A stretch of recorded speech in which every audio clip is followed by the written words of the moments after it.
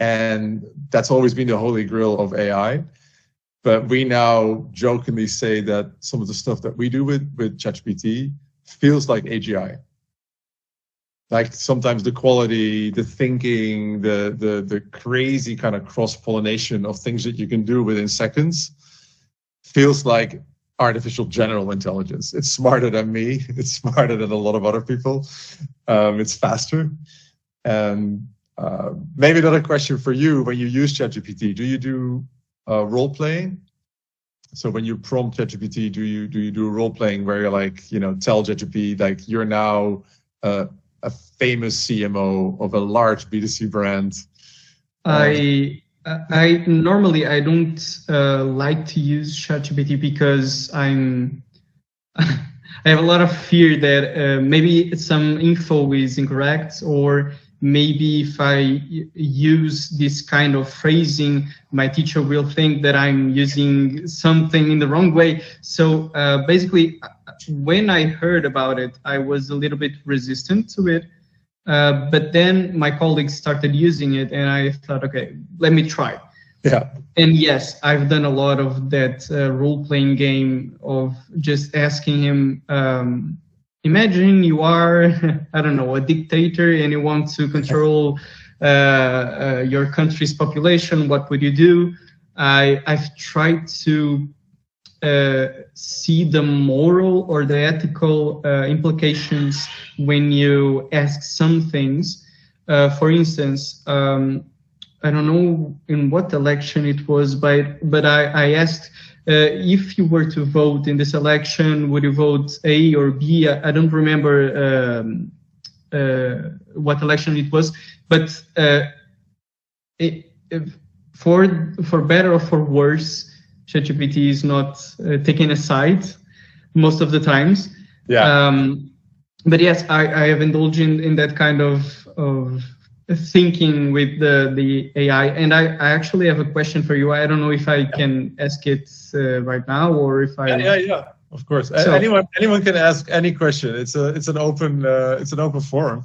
Okay, so you were talking about Disney, and I was thinking about the last year, basically the end of last year. Actors couldn't work, writers were on break because a lot of it was because of AI.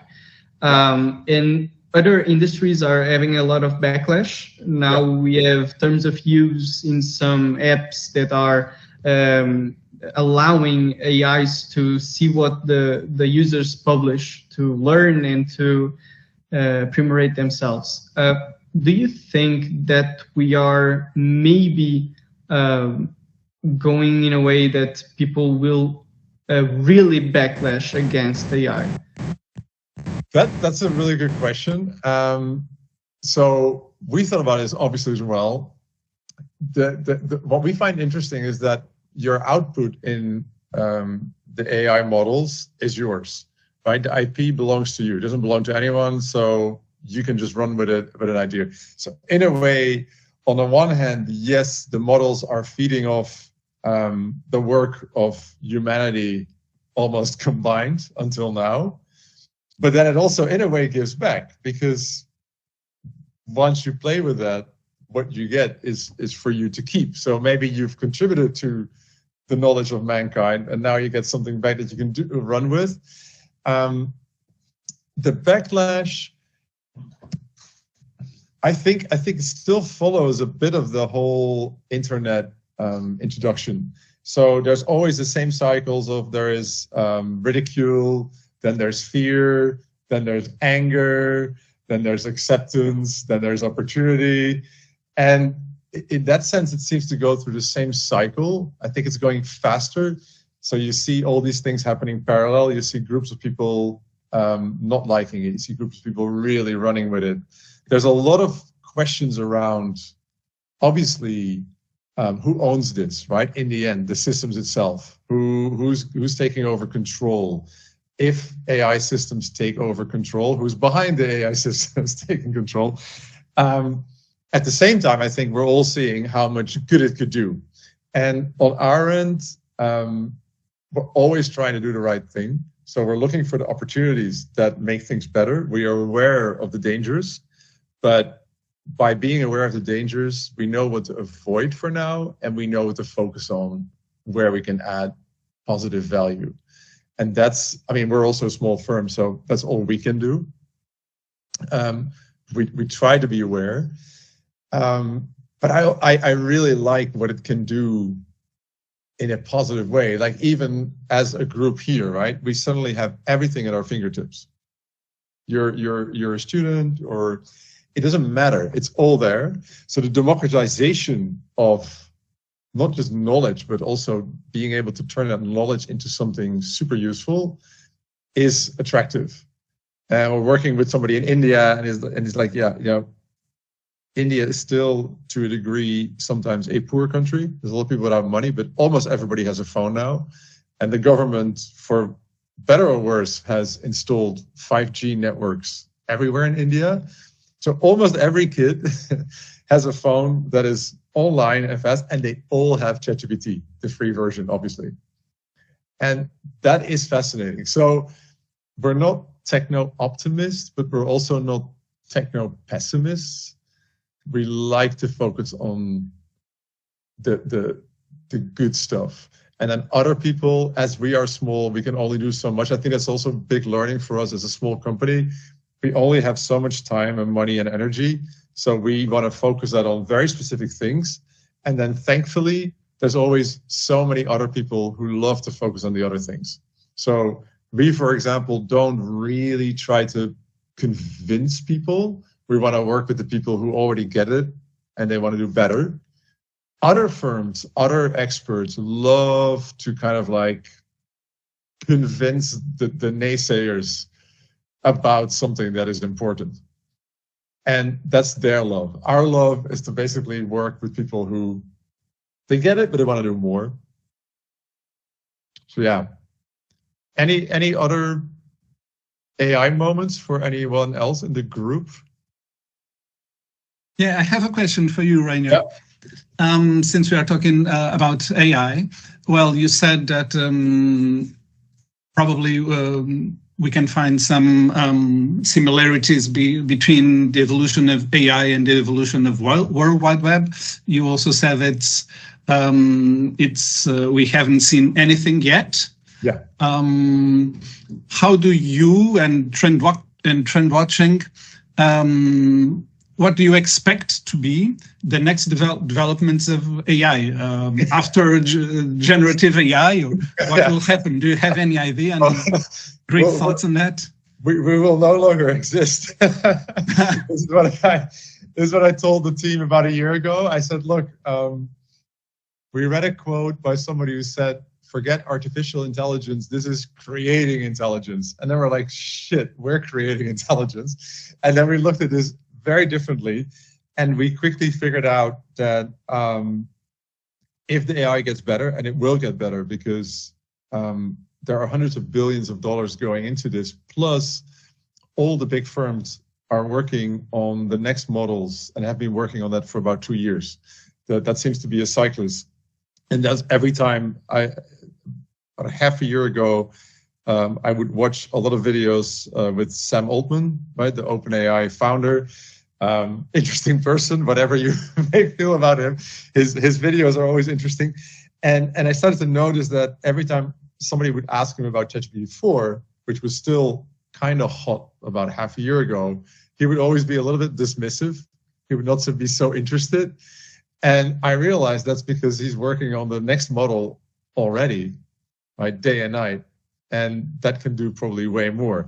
So we, even a year ago, realized that this is just starting. It's going to get insane. Our role will change completely. A lot of the stuff that we do will be made redundant. Worse, but also as an opportunity, it's not just redundant.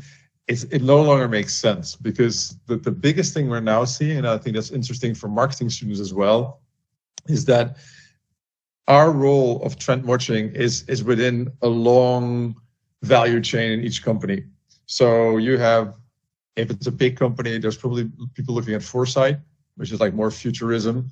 Then you have the trend people who look more at the now and the next few years, cultural trends, consumer trends. You have the market researchers who look at actual market data and how consumers are reacting right now to the product. You have your strategy teams who take all of the foresight and trends and try to like shape the vision of the company. You have your innovation teams that take all of that info and try to come with new products. And you have your marketing teams that have to market all of this stuff. The smaller the company is, the more people you'll have, or the fewer people that try to do all of these things or a few of the things at the same time. But the bigger companies, we're talking like huge silos. We're talking teams within teams. We're talking like we have clients where the strategy team has a marketing team, and they're like the strategic marketing team. And then they also have a huge marketing department, right? And they have a branding unit.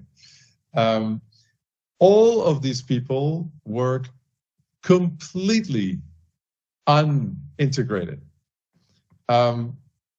Sometimes we know more within a client of what they're doing with trends than the client itself, because we happen to talk to like the marketing insights team in Argentina. They're doing a study on Gen Z, and then the product development team in Toronto is also doing a study into Generation Z. It doesn't make sense. So we're very much for a long time we're one-off inspirators, right? Whatever team or whatever thing or department are looking at trends, they want us to like come stop by and give a presentation. What's going on in the world? We have a platform, which I'm happy to give you access to, by the way, because we have a campus account. So universities get free access to it, students get free access. That's already our effort to make things a little bit more continuously, right?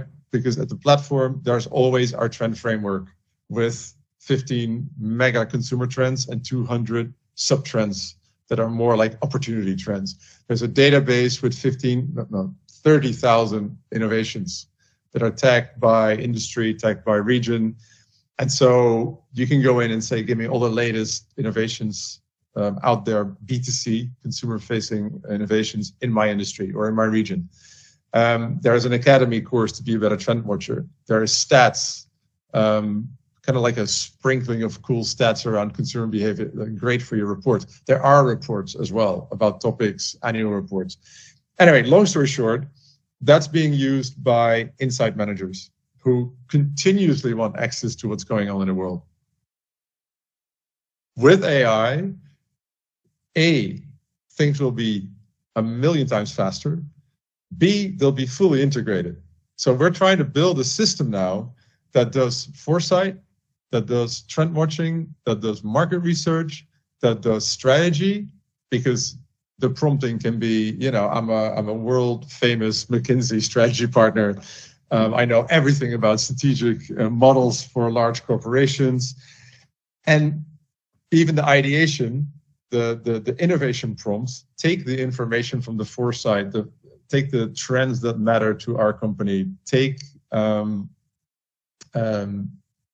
the market research that we found about this audience. Now take all of this together and come up with 5 new products for me that make sense.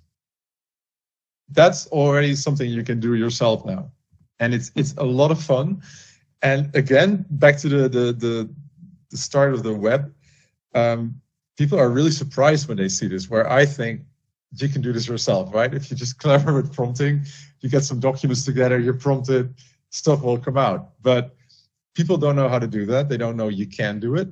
So we came up with a front end where we just ask people, fill in your company name. Let us know who your audience is. Tell us which trend from trend watching you're most excited about, right? Is it awescapes with consumers wanting to be awed in nature? Or is it drafted by AI trend where consumers are interested in getting AI to do things for them? Then it takes your company, and in the back end, that gets automatically filled into the prompt that we set up. And it takes the audience, puts that in there as well. It has our trend information. And then the prompt says, now do this, this, this, and this. Come up with some new products. And we also ask people, do you want to innovate with that for now, or for the next 3 years, or 10 years from now? So in the prompt, whatever they fill in, it will just say the final prompt and ideate for 10 years from now. So be futuristic. The outcome surprises people. And we're almost like annoyed because we think it's not that hard, right? But nobody has done this with a front end where people can fill in their details. So long story short, I think we're going to see, and we're trying to build one, but others will do the same thing, and we're small, but you'll see a system that just literally day and night monitors everything, because it's going to be continuous. And within now and half a year, you'll see agents. So it's no longer just Q&A with AI. You will tell an agent, go out there forever and do this and this and this for me. Find this and this and this. Update this and this for me 24/7. And all those information streams are put together into a massive prompt then that says, so what should we innovate? And then you can take these innovations and then you can have another prompt, brilliant prompt, obviously, with all the info about how to do marketing and what's the marketing strategy, what are the best examples of our competitors. Now create a marketing campaign for this new product. And now design it, and now prototype it, and now test it against synthetic users. So you see companies exist or emerging now that have millions of consumer profiles. And not really consumers, but they, in the real world, you can maybe test something with 20, 30 real people, or you can test it against a survey or a market research firm that's going to call some people. Here, you could literally have millions of different consumer profiles that you can test your new product against. So that is such a radically different view that the output will be so much stronger, and all the silos in companies or even the departments themselves would be gone. So who runs that overall department? I think that is an interesting one, whether that's going to be traditionally the people in innovation, or traditionally the people in strategy, or maybe traditionally the people in marketing. But then you become a synthesis. I mean, I think that's a very hot kind of term right now in our field and your field as well. Are you the synthesis? Are you the one who understands how you can synthesize all this knowledge and information out there right now? And not just marketing, but also marketing and strategy, marketing and innovation, marketing and trends.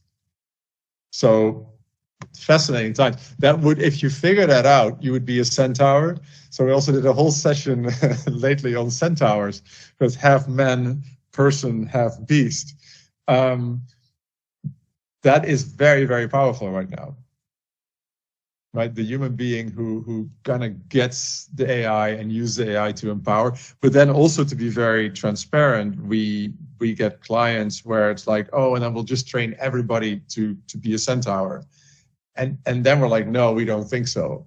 It's not like if you have 200 people in each department doing this stuff, and that's going to be one thing, you kind of know that in each of these departments, 80% of the people will probably no longer be needed. Because right now, it's based on an extremely inefficient and sometimes not very powerful process. So, yeah.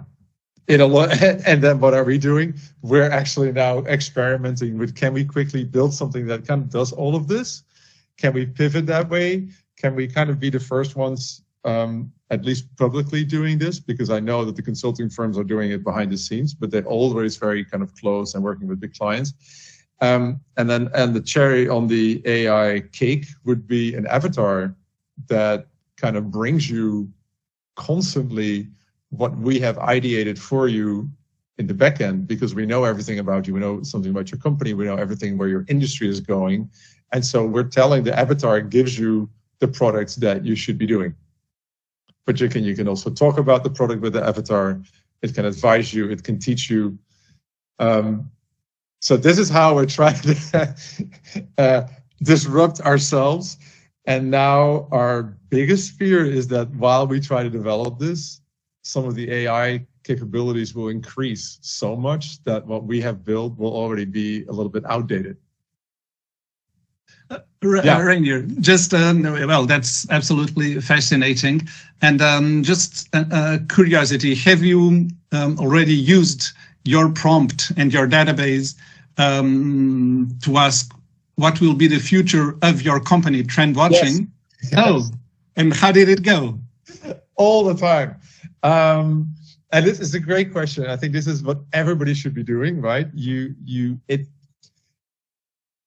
I think, and I'm older, I like to think of myself as somebody who's tuned into trends, but I do notice that, like everybody else, I think linearly, right? We've learned to think in a linear way.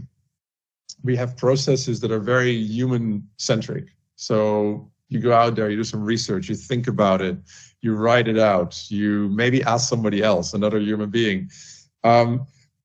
Everything you do, you should basically ask in a creative way, ChatGPT, how can this be made better? How can you disrupt it?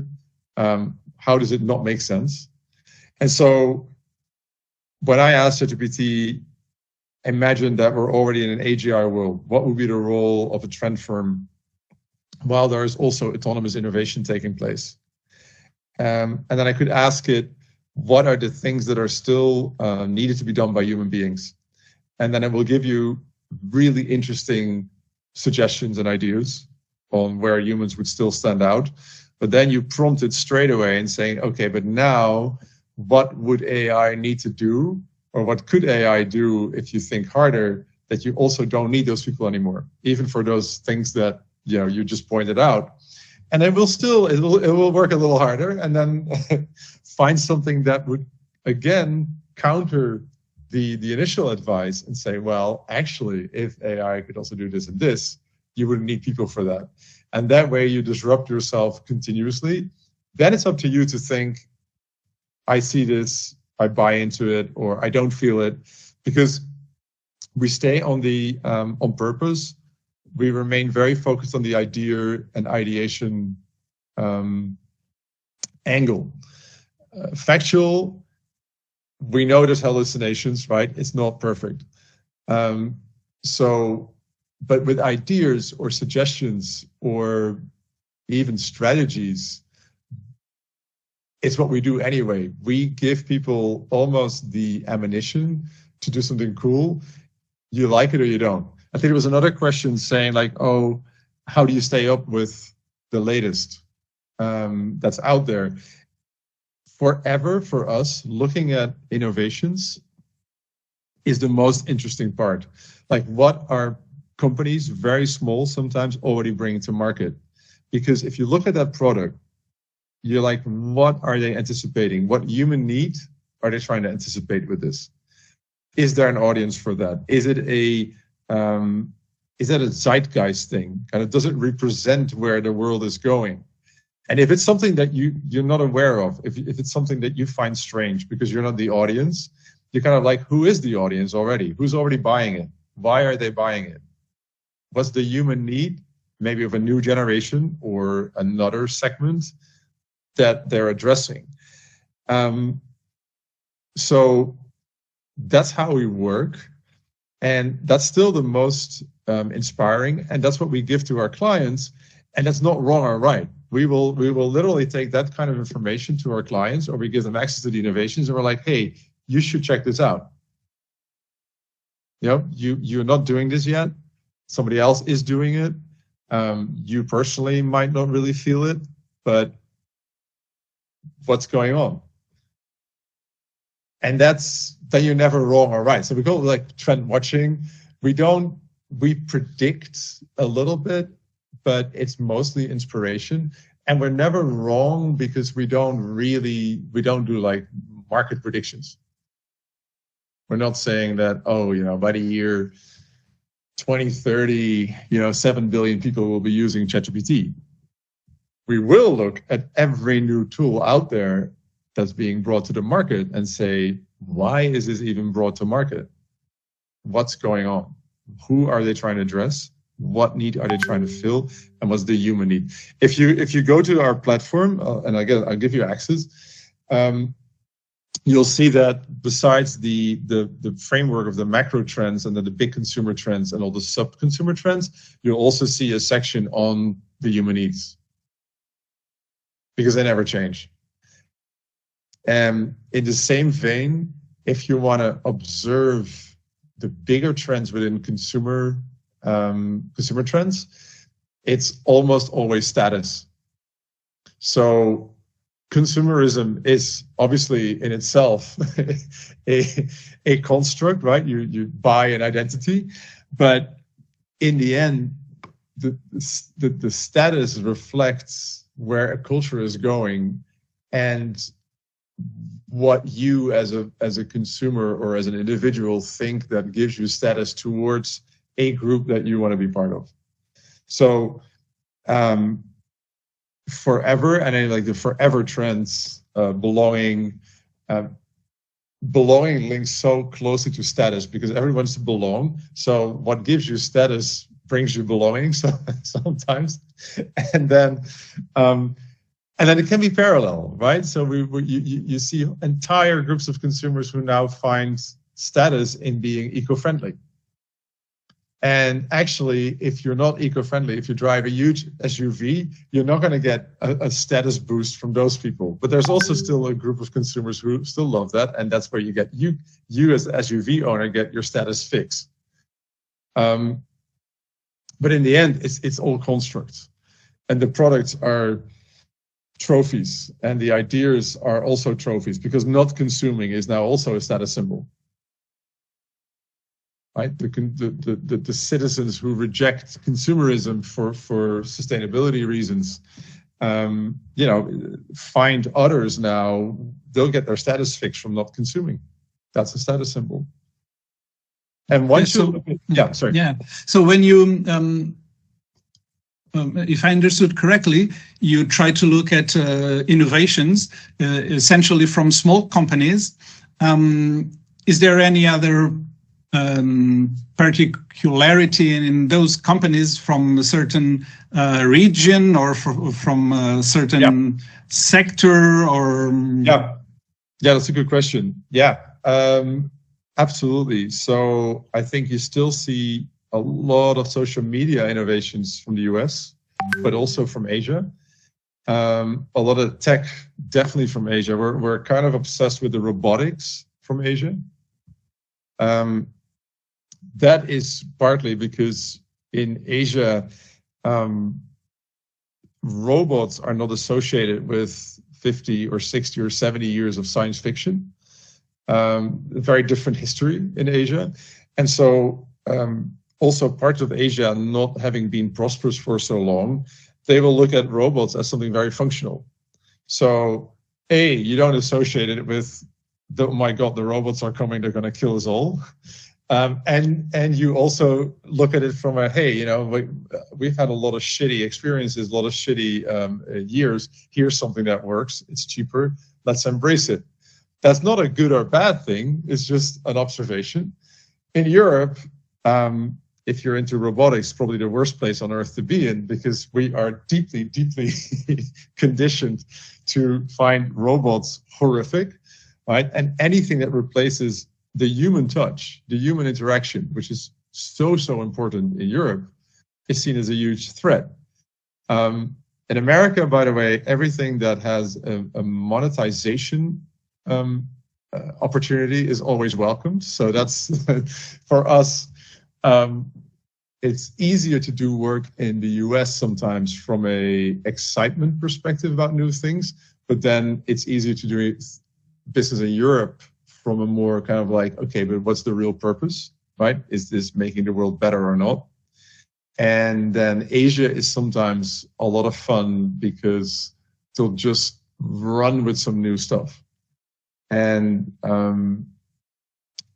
so we see a lot, I would say right now, sustainability, inclusivity, mainly Europe, some US, a lot of tech from Asia.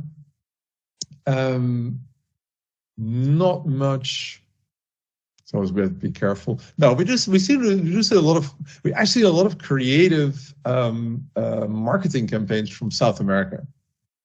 There's there's a funkiness and I think on average, I think a very young kind of population that likes to have a bit of fun and gets away with a little bit of fun.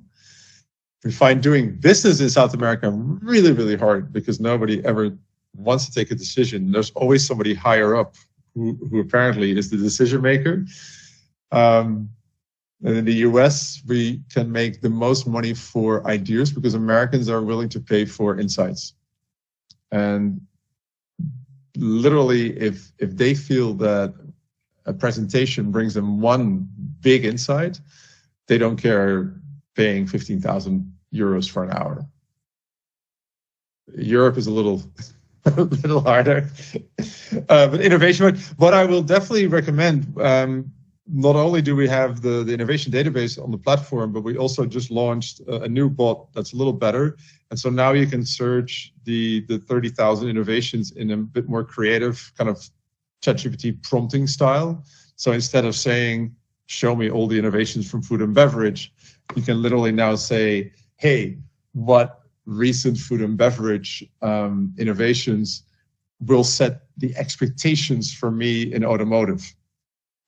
Because that's another huge thing that we look at through the innovations. How are consumers' expectations being changed constantly across industries? A very simple example is that, you might not be in consumer electronics, you might not be competing with Apple, but if Apple has the most unbelievable consumer design, that's the expectations that consumers will have in other industries as well.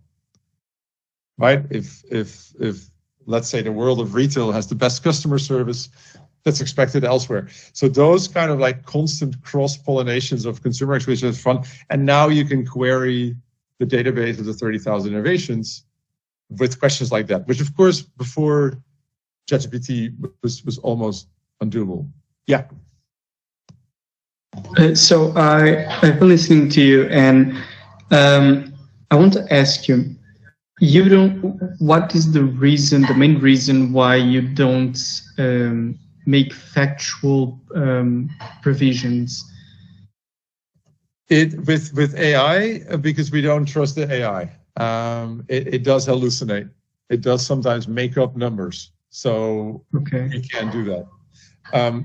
Overall, as a firm, we're just more qualitative than quantitative. We're more the storytellers, but with actual examples. And I think that also is why the innovations work so well. I mean, you can talk like me and blabber for hours, but then if you show what companies are already doing elsewhere in the world, people are like, oh, okay, shit, we better get going, right? It's real, It's already happening. But do you believe that as AI gets smarter and able to carry a lot more of data, do you think that maybe in the future we can start to clear a bit of that hallucinations and uncertainty? Yeah, totally. Totally. It's already hallucinating less. And now that it's starting to integrate with actual online search, you'll see the results improve as well. Because of course, in the end, the AI large language models, they're not really databases of anything, right? They've been trained to be like massive algorithms. So they don't really know anything. They don't put from a real database. They still make up things based on algorithms. But if you mix that with actual online search that of course they're all doing now, you're going to end up with, eventually totally. I think that's, and again, it mirrors the kind of like the whole web cycles and introduction, the fears, things are not perfect. Another thing I'm sure you've had in marketing, and we're fascinated by this, is what we call the version 1 syndrome. So as a marketer or as a consumer, if you only take the version 1 of something new, and that's what you base your opinion on, or your vision, or your beliefs, then not much is going to happen, right? Because version 1 is always slower. It doesn't taste very good. It's ugly. It's sad. The trick for a trend watcher or a marketer or a business person is always to think, okay, but what could version 4 already? What could it look like? What could it do? What if it gets way cheaper because of skill? What if it tastes better? what, in this case, if it no longer hallucinates. And yeah, I think that is one of the most fascinating and biggest mistakes people make sometimes in the business world. They literally, they'll try something that is new, and that's what they base their verdict on. A true business person or entrepreneur or a trend watcher would kind of think, okay, this is just starting. What could it look like 3 years from now? With AI, and this is also my recommendation to you, read and watch and listen podcasts and whatever as much as you can to anything about AGI, because that gets your creative juices flowing. And as all the AI nerds are obsessed with AGI, there's a lot of content out there about AGI, but they're discussing what it will look like. And once you hear that, I'm always thinking if only 20% of that is true, it would already be insane. And the one thing you have, I think, and we don't, even though we're a trend firm, is that you still have time to dive into this stuff. So the biggest frustration right now, I think, with business professionals and AI, even if they're interested, is that they just don't have the time. They don't have time for trends, right? That's why we exist. We help people that really can't do this. So with AI, it's even worse because it's going faster. There's more developments. It's newer. So the few people that actually have time or should have time to just shamelessly dive into this stuff and kind of educate yourself and absorb it are the students. And that's always fun. And I'm jealous of it because, you know, I don't have enough time. And I'm deep into the on LinkedIn into the AI rabbit hole. So every day I see new tools and apps that are being presented by AI influencers, and all of them look so interesting. And I want to. Have you tried Google Notebook LM? No, never. So if you go to Google, if you go to Notebook LM, it's by Google. It will ask you for a topic, and then it turns the topic into instantly, or like 2 minutes, turns it into a podcast between two people who are not real people, two experts, often female and male, and they will then discuss and teach you together about that topic. And it's insane.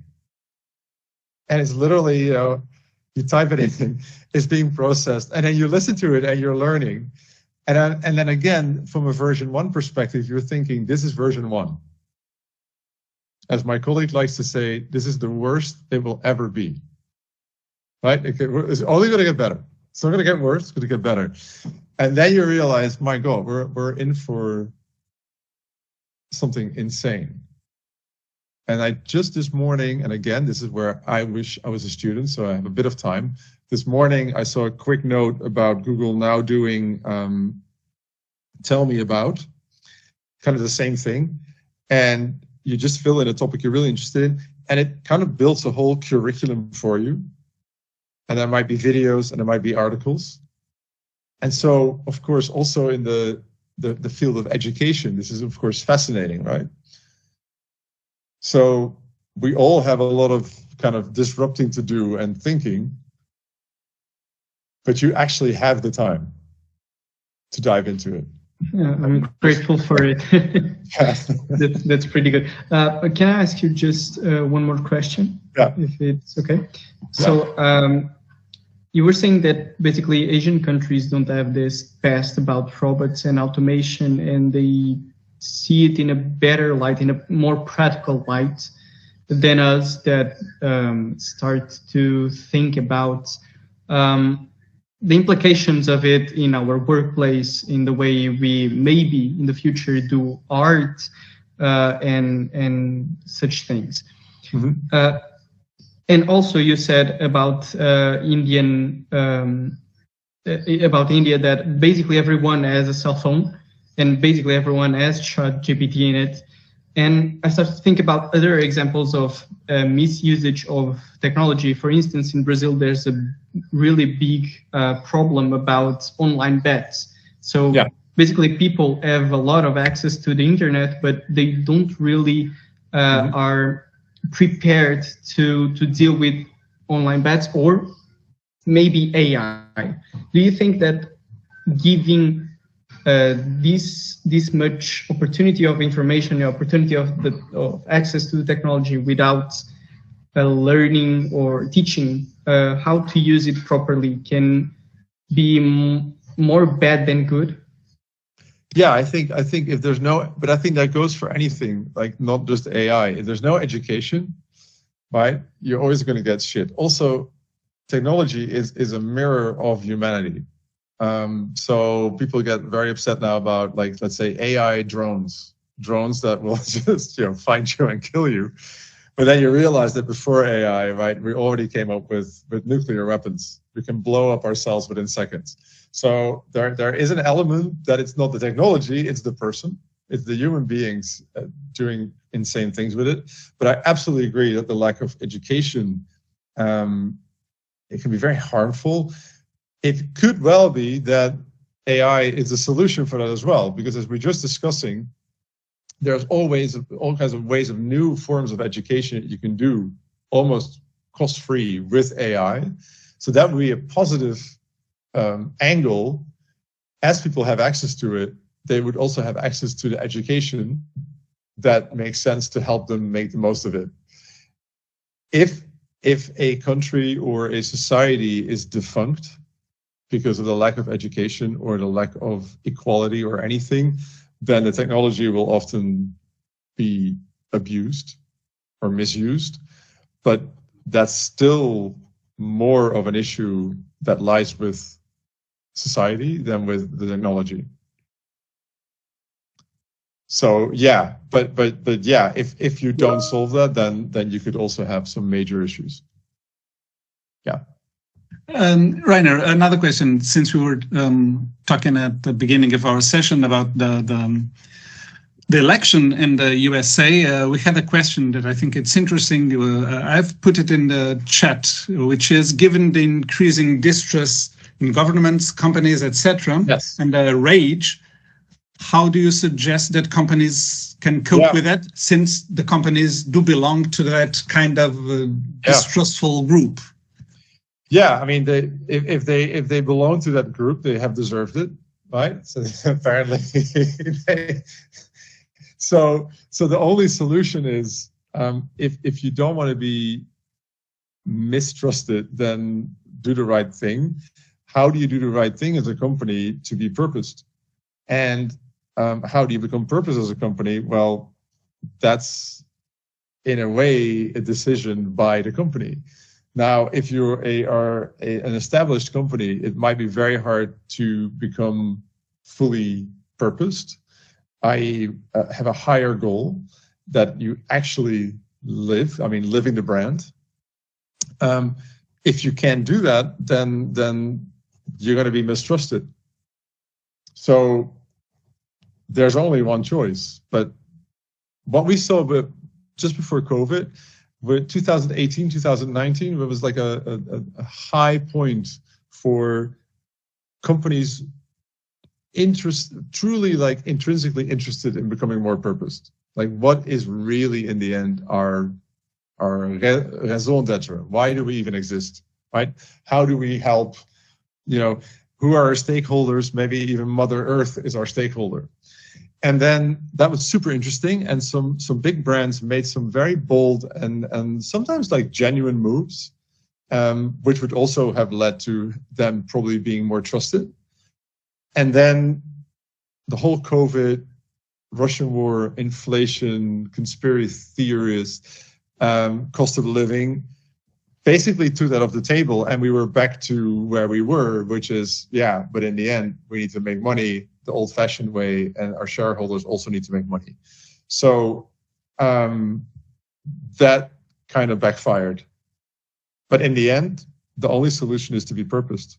And we did a big thing in Bangkok in August where we had some big Thai companies, and there was a real interest in purpose. And there was one bank that had genuinely moved to become a purpose bank. And they did increase their trust, because they even laid out like a roadmap to all their customers and in their marketing, and they really showed like who are our stakeholders.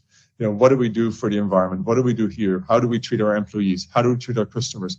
And they were held accountable by that kind of roadmap that they displayed. That was super, super interesting. So it is happening.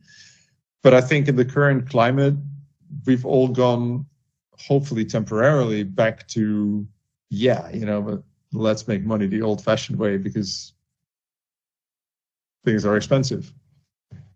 And also that's why you see the currents with these things. There's always events that change things. For us, anything that in the end makes sense from a human perspective will hopefully always prevail. So in that sense, we are optimists. It's just always with a lot of pain that we get to the levels of where we want to be because we're also flawed beings, all of us. So yeah. But if you ever start a business, it's way easier because if you just start it from day one, we want to be purpose. We know why we exist. We know what we want to do and don't want to do. We don't want to do harm. Then it's much easier to, of course, build on that, and you will have a lot of trust. Yeah. I have a question. Yeah. Which is, what do you think that can be more powerful? To understand market trends, or try to have a system to gather company trends, like looking at company customers, company innovations across every part of the world, trying to gather everything in order to identify what are the trends that my company is pursuing in trying to capitalize on the market? Or you think that we should look at market and trying to mold our offer and our company to the market? Because sometimes what I see is like, okay, we look at market, but we don't look at our customers, the experience that they have with us, and that is the real trends that sometimes are more important than market trends. That's a good question. Actually, maybe it goes back to what I said about the future of AI and the integrated systems. Ideally, you do all of it, and now you can with the use of AI. So you can set up a monitoring system where you monitor where the world at large is going. You can monitor where your industry is going and your markets. You can monitor everything that's happening around your target audiences. You can then also monitor within those target audiences the value, their values, cultural trends. Then you can combine all of that into a system and say, what does this mean? But you can also ask that system, what am I missing? Right? Because when you look at your existing audiences, what are other audiences doing? And then you can do benchmarking with other companies in your industry. But you can also have a system that is looking at expectation managed transfers with consumers outside your industry. So what is now happening in most companies is they'll do one of these or two of these, or maybe 1 year they're all about, what can we learn from other industries, or what can we learn from consumers that we're not serving. Another year is like, oh, we're all about our own customer experiences and we need to learn from that. I think the promise now with integrated systems and AI being able to track that, you can track all of it. So the most interesting, but even there you can ask AI, how the hell do I set something like that up?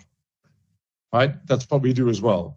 So in the linear thinking, you're like, oh, now I need to find an expert on this, or maybe with a small group of people, we're going to come together and we're trying to map out what would it look like if we want to monitor this, this, and this. But now you can just the question or the thing that we just discussed, you can literally put that into ChatGPT and say, give me an assessment of everything that I would need to build something that can monitor this and this and this. And then you get something already pretty interesting, and then you dive deeper into that. So you take one part of the answer, it's like dive deeper into this part, map it out for me. Then you combine it with your own information. You like, maybe you've already done some work on it, and you're like, okay, now compare this to what we have in our own notes or our own document on this. So basically, it's all important. In the past, you had to choose because you couldn't do all of it. You're just a few people, or you don't have time. You don't have the research. You don't have the information. Now all of this stuff is kind of available. And I think that is the exciting part. And then even more exciting for us is that you then use ChatGPT as your advisor on all of this all the time. I also teach myself with this stuff all the time on any topic. I'm now at the point where I let AI come up with new, so it came up, we're looking at, so autonomous innovation is innovation done by AI. If you take trend information, strategy information, forecast information, and you ideate it into new products, you're doing autonomous innovation, because in a way, the innovation itself, the ideas are being done by AI. You just give the input. And then AI came up for me that autonomous innovation leads to innovation autonomy, meaning that this innovation done by AI means that everybody can do it. So now you have innovation autonomy.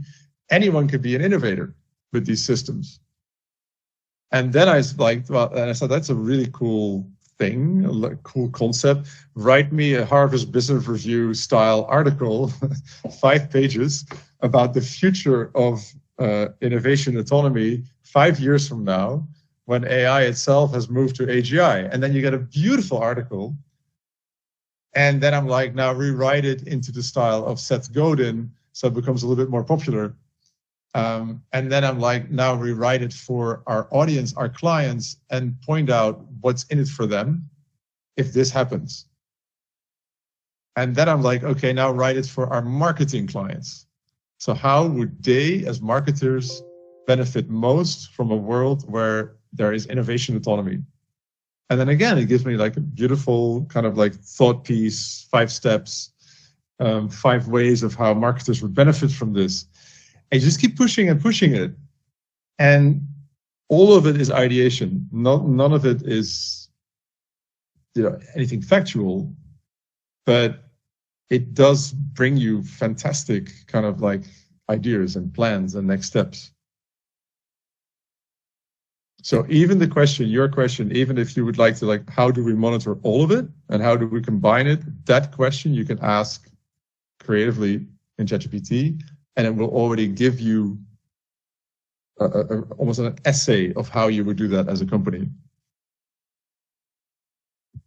Yeah, my question was, if you consider more important to look at the trends of the market or to look at the trends of our own company and our experience with the company, with our customers, our intrinsic trends or market trends? If I really had to choose, I would probably go for the market trends. Purely because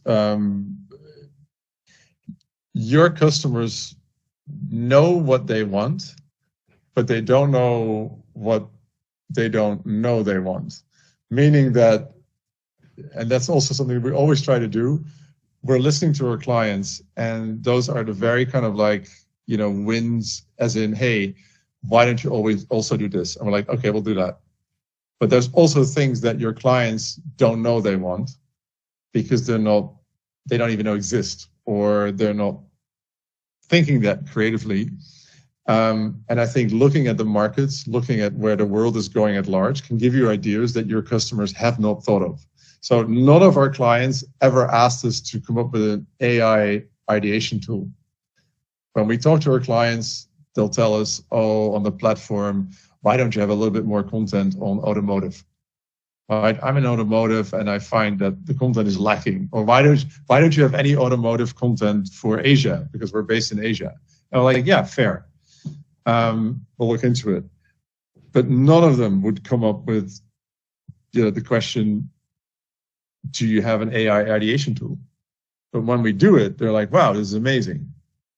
So I think listen to your customers always, but so that's why I don't really want to choose, because you need to do both. But I think looking where the world is going, looking for broader opportunities, I would always find more exciting strategically.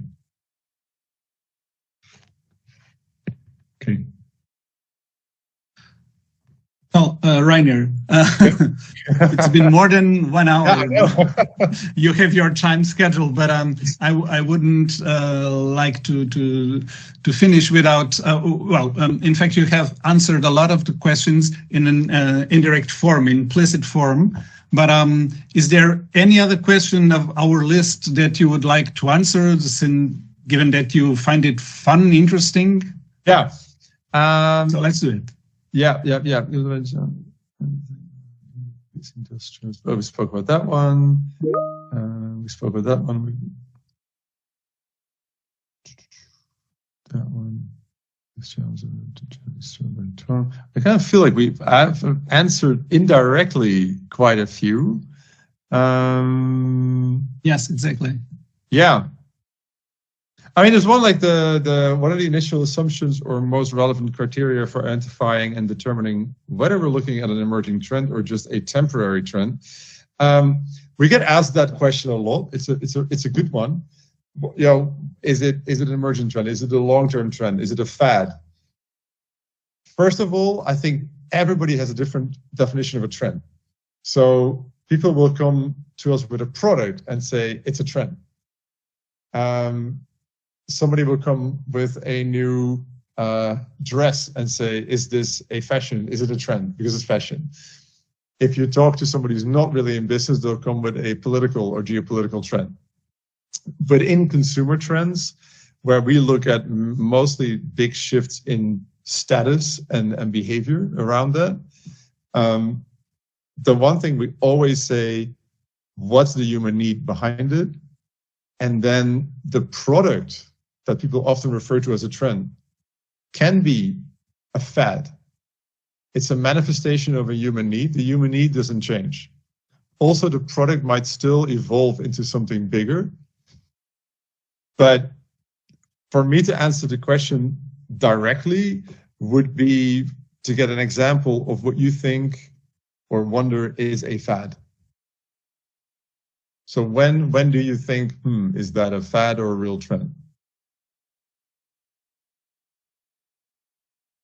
And do you think that companies, when they try to answer that question, would not they have the tendency to say always, no, it's not a fad, because they are in love with their idea? Yeah, then they just don't have a framework. So that's maybe my last recommendation, and still a surprise for me with clients. There's no framework. You know, like even huge companies, there's maybe a mini framework. There's maybe like some trends that they like, but it isn't hard. I mean, we even put it on our platform. It isn't hard to have the macro trends. I mean, those are widely available, right? And you can take the McKinsey ones, or you get the whole geopolitical and socioeconomic, where's the world going at large. And then you would think you have a framework of, for example, the most important consumer trends at large for the world. Because for each trend, you can still assess, is that one that deeply impacts what we do or a little less than others? And then you could have a framework below that with some sub-trends for each of the major trends. Even if you have that, and you could use ours because we've worked on it for a long time, so it does encompass most things. I mean, if you see something going out in the world that you're interested in, you should be able to relate it back to one of the trends in the framework. If you really can't, maybe you found a new trend. But the bigger trends, of course, don't really change every minute. It's not like there's 3 macro trends being, added every year, maybe 1 at most. They evolve. So I think that is maybe the more conceptual answer.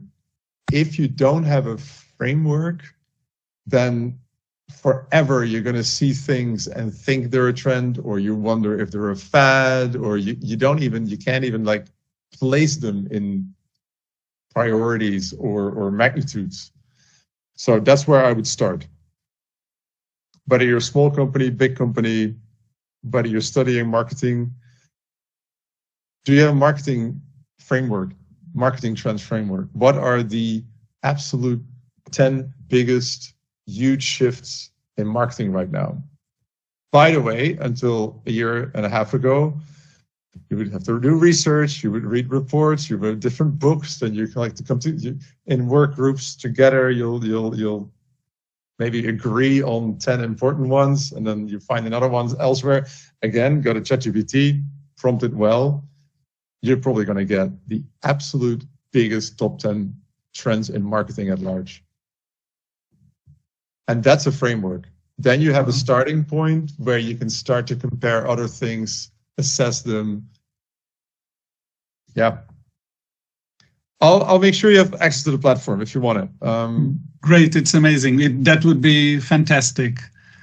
Well, it's more than time for you to rest, Rainier. It's been amazing, my friend. I'll just have to thank you so much for being with us and sharing all these thoughts and ideas and knowledge. A huge thank to you and to Trend Watching. I'm looking forward to all kinds of interesting innovations, your own businesses, AI-driven plans. And I have one request. When you use the platform, we love feedback. We'll do it. Yeah. Absolutely. To the earlier point, right? Ask your clients, of course, you want to know what they want or what they're missing. But also, I think from you, I would hope or expect some more things that we haven't thought of. So that'd be really cool. So yeah, give it a spin and let me know. Okay. We'll do it. Many thanks, my friend. We'll keep in touch and we'll give you that feedback. All right. Okay. Amazing. Obrigado. Obrigado, nós. Bye-bye, Rainier. Many thanks. Tchau.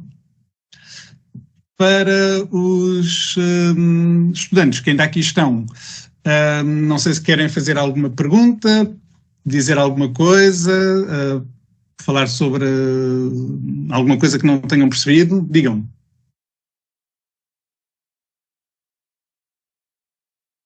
Nada?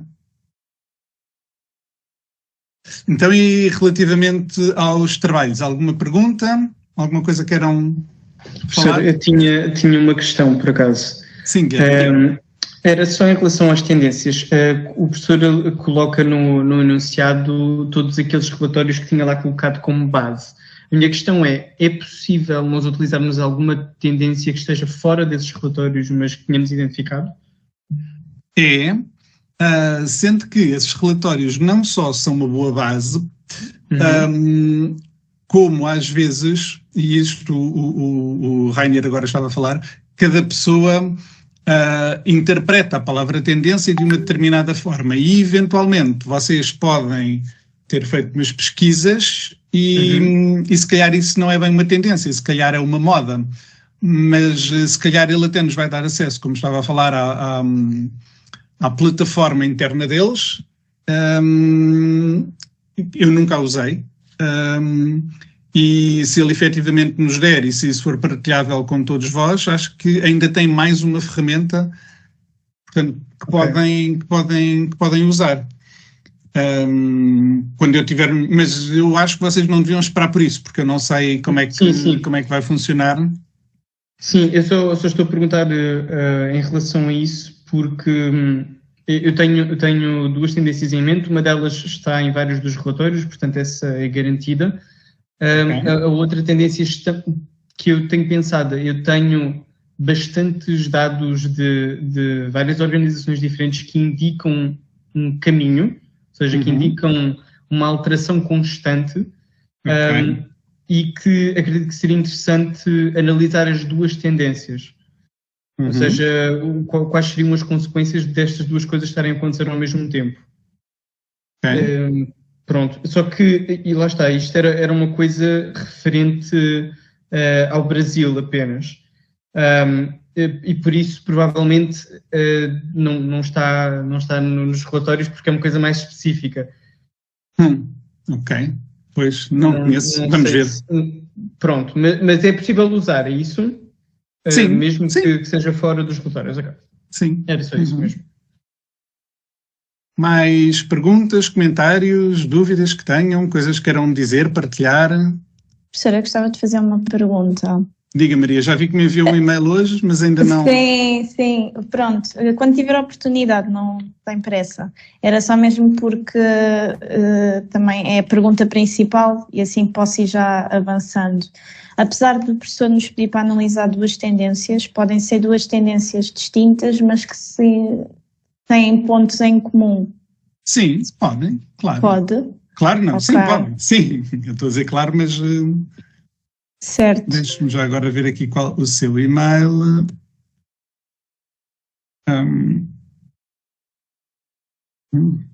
A minha ideia era fazer relativamente à inflação dos preços como impacto nas mudanças do consumidor.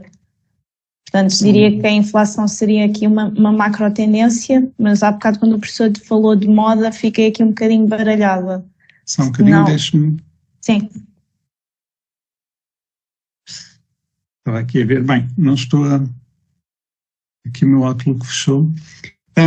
A inflação em si não é uma tendência. A inflação funciona por ciclos. Há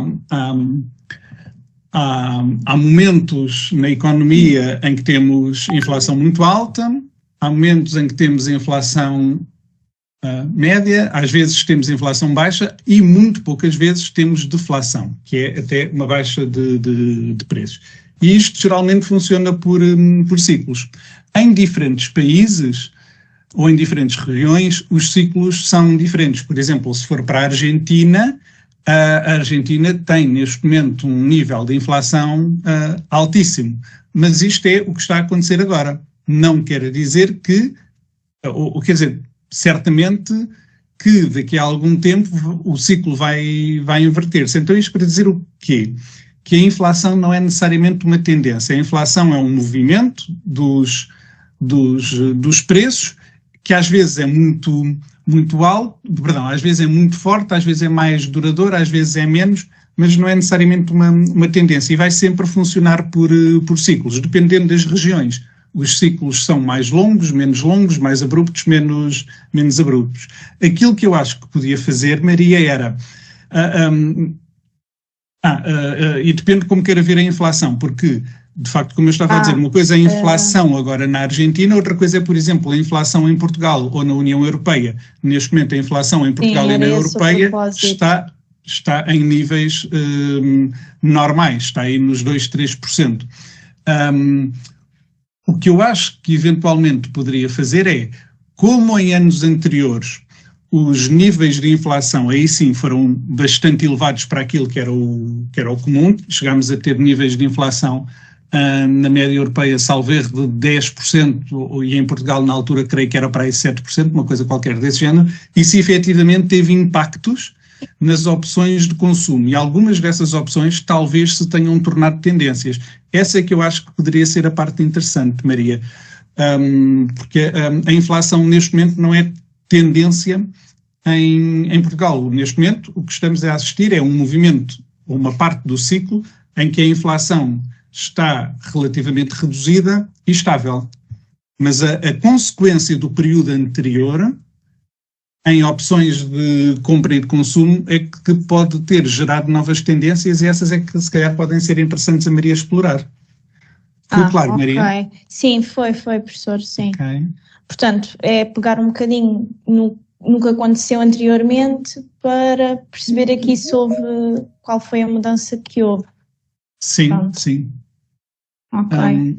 Eu quando falava de inflação era mais no sentido de inflação do preço do produto, portanto, mais redirecionado aqui para o retalho.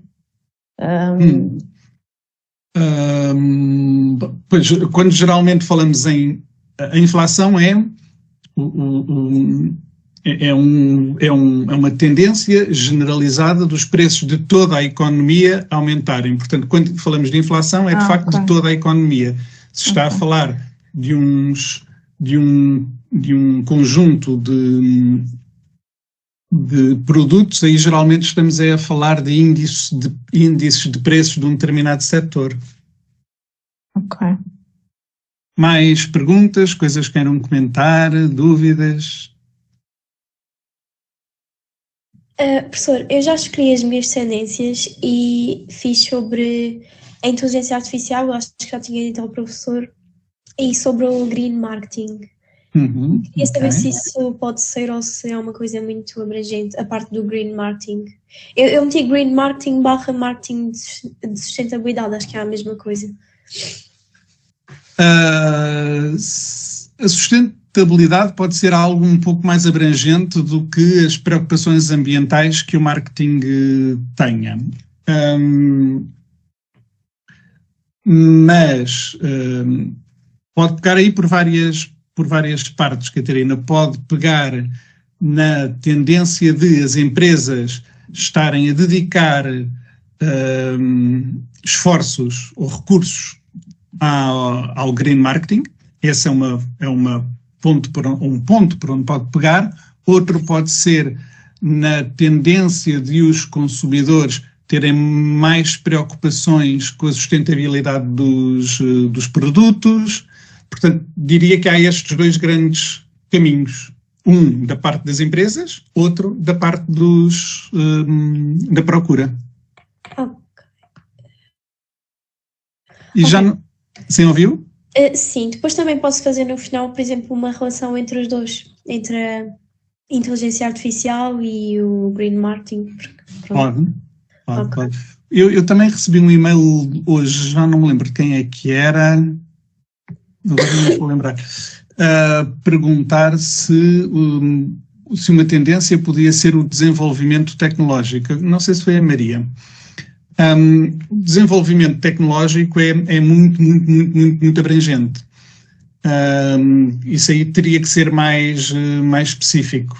Agora não me lembro quem é que tinha enviado esse... Por exemplo... Fui eu, professor. Maria. Por exemplo, utilização da inteligência artificial generativa. Isto é um desenvolvimento tecnológico. Portanto, é que o desenvolvimento tecnológico é muito abrangente, Maria. Certo, professor. Mais perguntas? Professor. Sim, diga-te mais. Já agora também gostava de perguntar, eu estou a fazer sobre o marketing de influência, ou seja, os influencers. É uma tendência. Ok.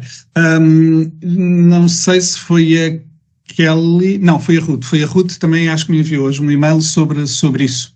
Ora, uma das coisas que nós falámos, acho que foi na segunda aula, foi sobre o conceito de tendência. E tendência deve ser um movimento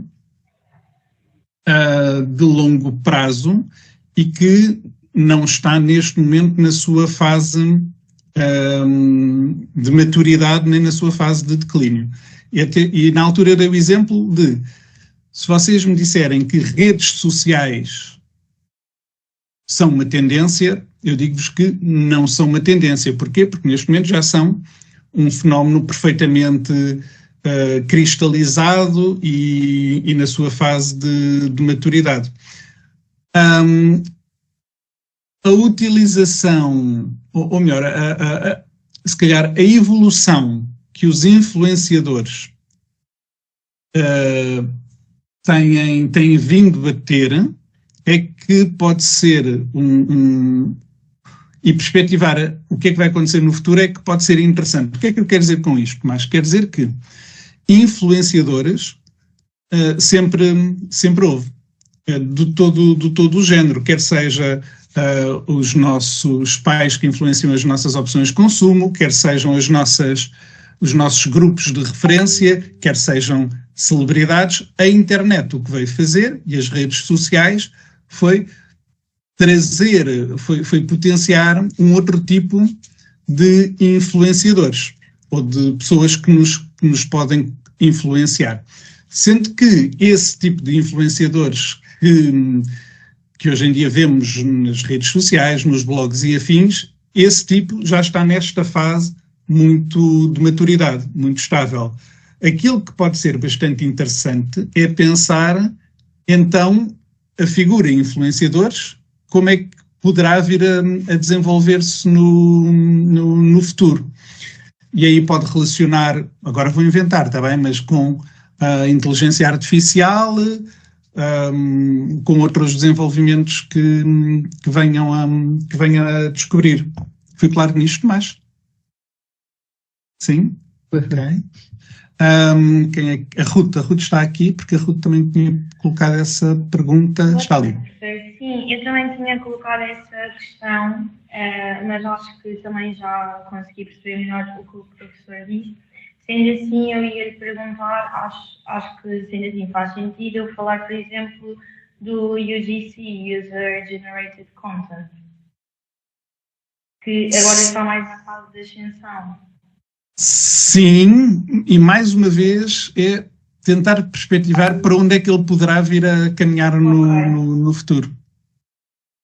Ok. Uhum. Sim. Porque uma coisa é nós dizermos o que está a acontecer hoje em dia.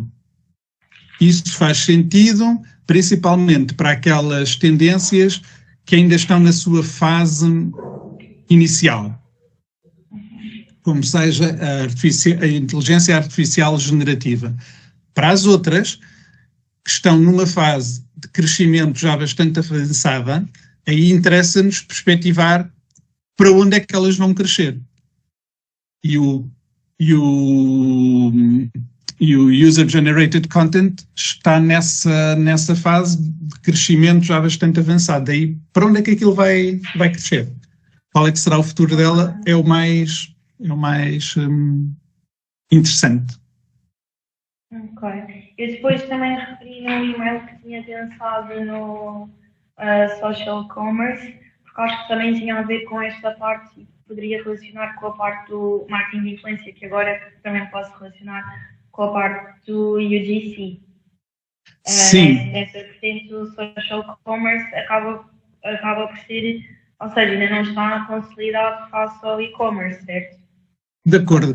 E uma outra coisa que agora o senhor da Trendwatching disse foi, muitas vezes, para gerarmos inovações, e inovações também é formas de aprendermos, tem que ver com olharmos para setores completamente diferentes e para geografias completamente diferentes. Porquê é que eu estou a dizer isto?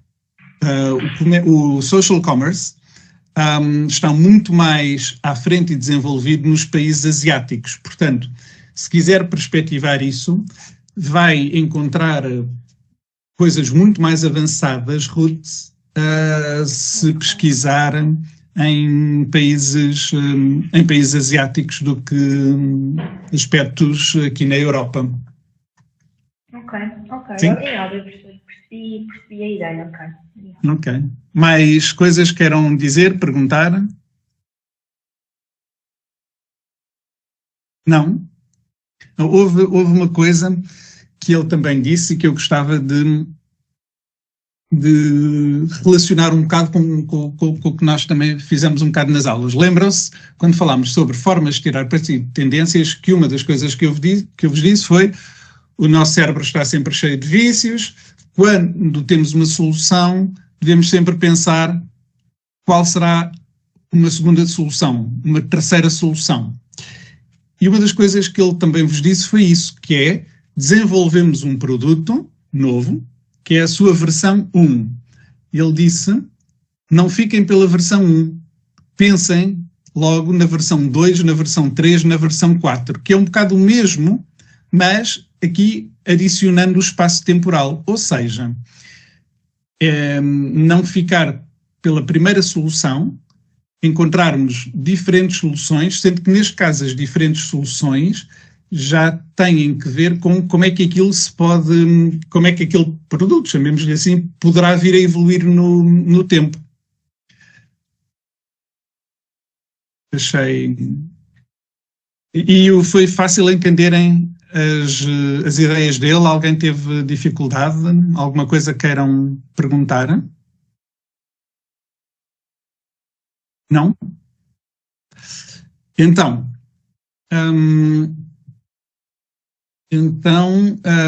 para Professor, quem...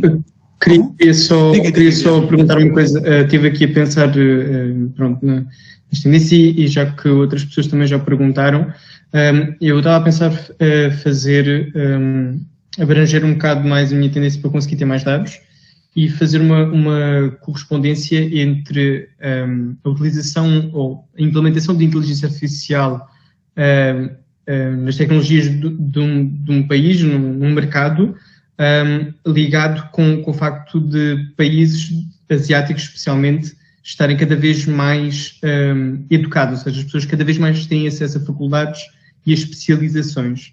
E queria conectar essas duas tendências, não sei se seria possível. Talvez, depende da forma como Sim, faça. Mas olhando isoladamente, não vê problema nestas tendências. Era mais isso que queria questionar. Mas então as tendências, se bem percebi, Guilherme, uma é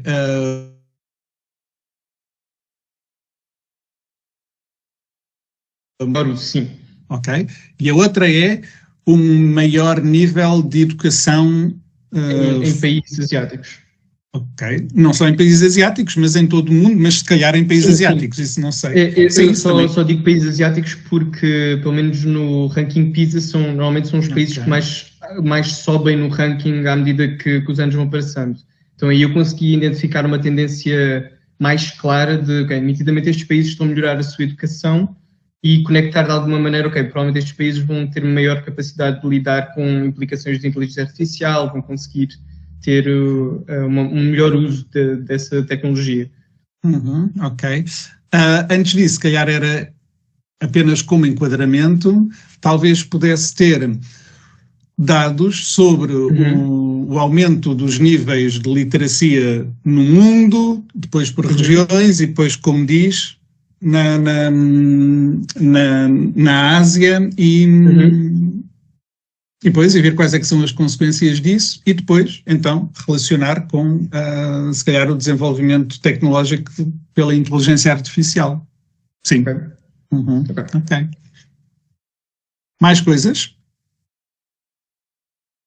Não? Então, olhem, peço-vos o seguinte, quem ainda não enviou o e-mail a dizer que quer fazer a apresentação, por favor envie e com as duas tendências que querem abordar, está bem? Ruth, também me lembro que enviou um e-mail a recordar que vai ter que chegar atrasada na próxima semana. Lembro-me do seu e-mail, ok. Obrigada. Pronto, então,